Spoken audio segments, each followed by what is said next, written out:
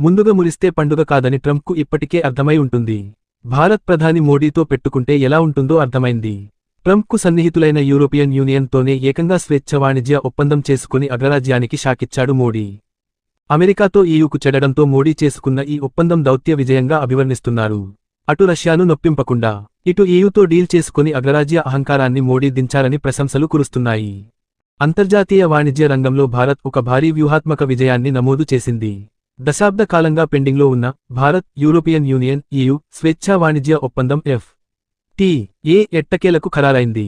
మంగళవారం ఢిల్లీలో ప్రధాని నరేంద్ర మోదీ, యూరోపియన్ కమిషన్ అధ్యక్షురాలు Ursula van der Leyen, European council అధ్యక్షుడు ఆంటోనియో కోస్టాల మధ్య జరిగిన భేటీలో ఈ చరిత్రాత్మక ఒప్పందాన్ని అధికారికంగా ప్రకటించారు.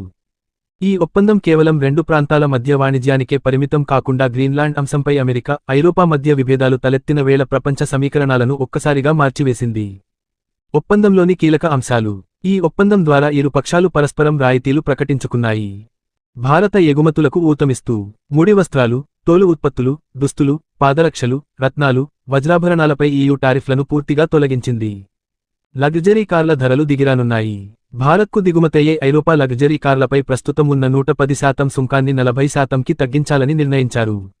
భవిష్యత్తులో దీనిని 10%కి తగ్గించే అవకాశం ఉంది. దీనివల్ల మెర్సిడెజ్ బెంజ్, BMW, ఫోక్స్వ్యాగన్ వంటి కార్లు భారతీయ వినియోగదారులకు చౌకగా అందనున్నాయి.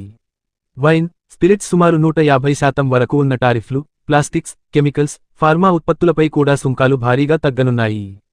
రక్షణ, సాంకేతిక సహకారం, వాణిజ్యంతో పాటు రక్షణ రంగంలోనూ భారత్ కీలక అడుగు వేసింది. 27 EU సభ్య దేశాలతో కలిసి Bharat security action for Europe safe ప్రోగ్రాంలో భాగస్వామి కానుంది. దీనివల్ల భారతీయ రక్షణ సంస్థలు ఐరోపా మార్కెట్లోకి ప్రవేశించే అవకాశం దక్కుతుంది. అలాగే security of information agreement SOIA ద్వారా వ్యూహాత్మక సమాచార మార్పిడికి మార్గం సుగమమైంది. అమెరికా అక్కసు, నాటో హెచ్చరికలు. భారత్ EU బంధం బలపడటంపై అగ్రరాజ్యం అమెరికా అసహనం వ్యక్తం చేసింది. America treasury secretary Scott Besant మాట్లాడుతూ, తాము రష్యా ఉక్రెయిన్ యుద్ధం ఆపేందుకు త్యాగాలు చేస్తుంటే ఐరోపా మాత్రం భారత్తో ఒప్పందాలు చేసుకోవడంపై విమర్శలు గుప్పించారు. రష్యా నుంచి చమురు కొంటున్నందుకు భారత్పై టారిఫ్లు వేయాలని తాము భావిస్తుంటే EU సహకరించడం లేదన్నది వారి వాదన.